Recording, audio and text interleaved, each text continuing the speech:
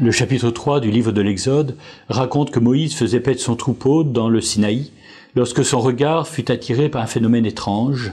Un buisson était embrasé mais ne se consumait pas.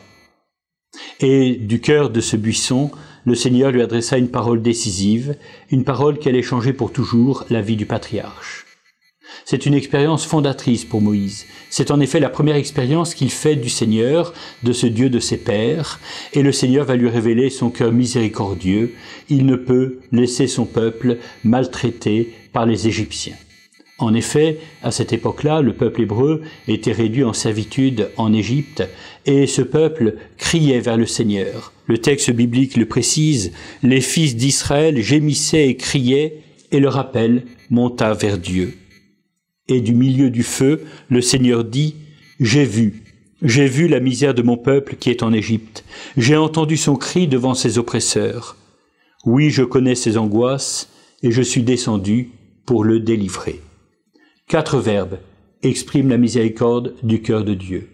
J'ai vu, j'ai entendu, je connais, et je suis descendu. C'est ainsi que le Seigneur se révèle à Moïse, comme un Dieu qui se rend proche de ceux qui sont éprouvés, comme un Dieu qui veut que le patriarche partage ses propres préoccupations, comme un Dieu qui veut agir par et avec le patriarche pour sauver son peuple, comme un Dieu qui révèle son nom à celui qui l'appelle et qui l'envoie en mission. À la cathédrale Saint-Sauveur d'Aix-en-Provence, il y a un triptyque, celui du buisson ardent, qui médite sur cet événement. Le peintre a représenté au cœur du buisson l'enfant Jésus présenté par la Vierge Marie.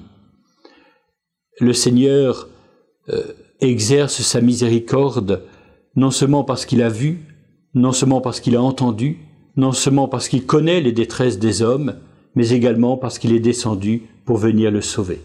C'est ce que nous venons de célébrer à Noël. Alors, à la suite de Moïse et de Marie, et avec eux, nous pouvons chanter le Seigneur qui étend sa miséricorde d'âge en âge.